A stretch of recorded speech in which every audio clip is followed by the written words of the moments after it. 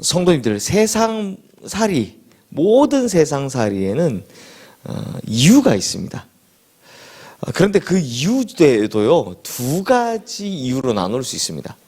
하나는 눈에 보이고 잘 드러나는 표면적인 이유가 있고, 또 하나는 이제 드러나지 않고 또 눈에 잘 보이지 않는, 즉 숨겨진 이면적인 이유가 있죠. 그래서 우리 성도님들께서도 다들 살아보시면서 느끼셨겠지만, 눈에 보이는 이유만으로 모든 사실관계를 파악하는 것이 상당히 어렵습니다. 왜냐하면 10길 물속은 알아도 한 길 사람 속은 모른다 라는 이 속담처럼, 사람의 마음속에는 도대체 무슨 생각을 하는지, 숨겨진 의도가 뭔지 이걸 다 파악하기가 쉽지 않기 때문입니다. 그런데 이 역대기를 기록한 에스라는 숨겨진 이면의 이유를 찾아내는데 전문가였던 것 같습니다. 그래서 사무엘서나 이 열왕기서의 기록을 보면요, 사실상 눈에 보이는 역사를 기록해 놓고 있죠. 어떤 왕이 어떤 통치를 했고, 어떤 왕이 어떤 식으로 다스리다가 어떻게 죽었는지, 이런 사실들을 쭉 나열하고 있는 것이 사무엘서 그리고 열왕기서였다라는 겁니다. 하지만 에스라가 쓴 이 역대기의 기록은 그 사실로서의 역사를 뒤집어 버립니다.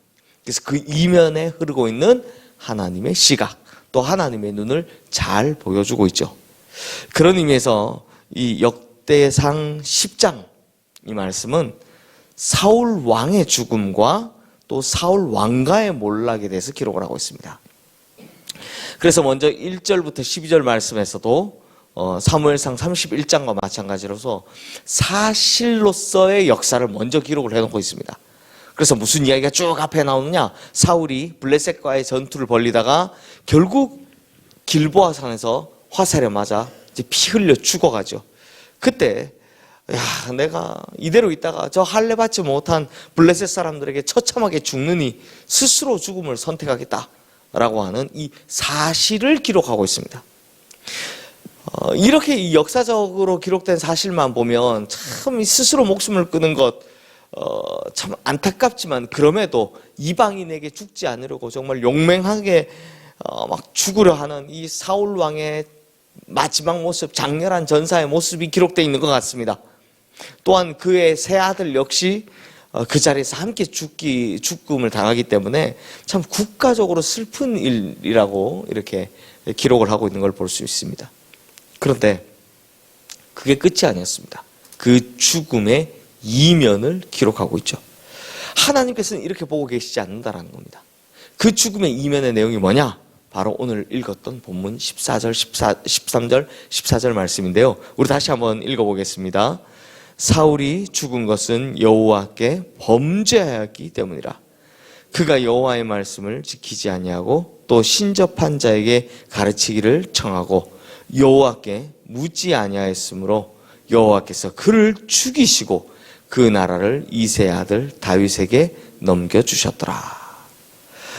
자, 이 에스라가 쓴 역대기의 사관에 의하면 사울은 블레셋 사람에게 죽은 것도 아니고 자기 스스로 칼에 엎드려져 죽은 것도 아니라 누가 죽이셨다?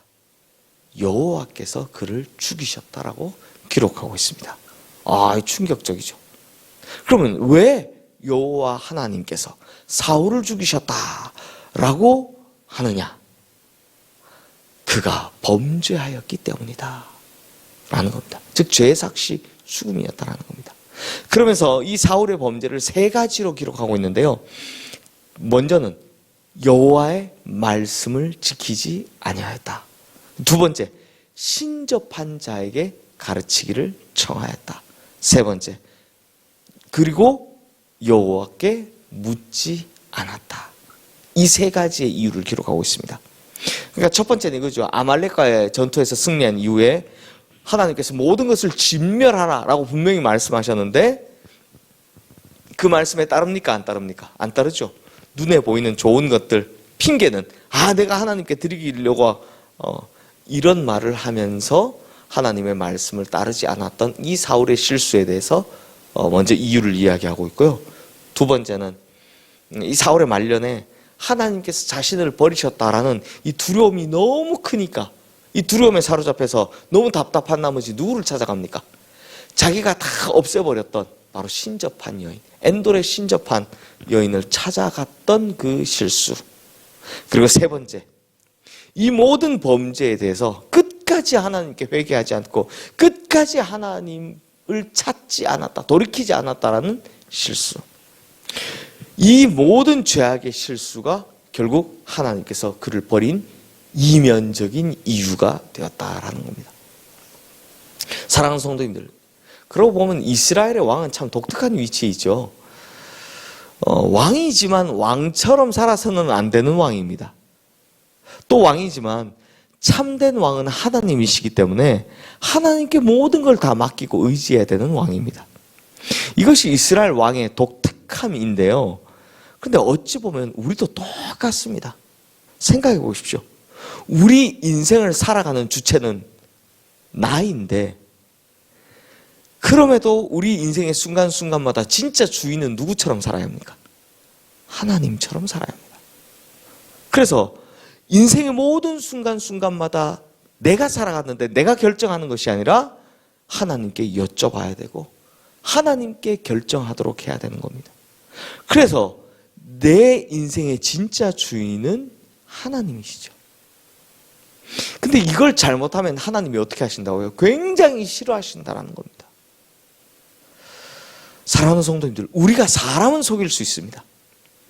사람은 어쩔 수 없이 겉모습만 보기 때문에 사람은 충분히 속일 수 있습니다. 그러나 하나님은 속일 수 없습니다. 하나님께서는 우리 마음속의 생각들, 우리가 계획하는 것들, 우리가 그렇게 행동하는 것들에 대한 이유를 다 알고 계시기 때문입니다.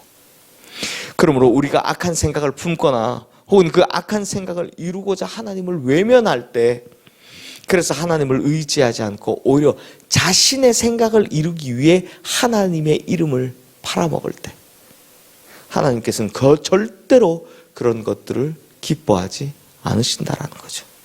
그리고 심판의 날이 되면 그 모든 것들이 다 낱낱이 드러나게 되어 있다는 겁니다. 그러므로 우리 성도님들, 하나님 앞에선 숨길 수 있는 것이 없다, 하나도 없다 라는 사실을 반드시 기억하시기 바랍니다. 차라리요, 이게 더 좋습니다. 내 마음이 악하니까 생각하는 것도 악하다고, 하나님 이런 나를 어쩌면 좋으냐고, 하나님께서 이런 나 좀 고쳐달라고 하는 것이 훨씬 더 낫고 오히려 그것이 하나님의 긍휼을 얻을 수 있는 비결이다라는 겁니다.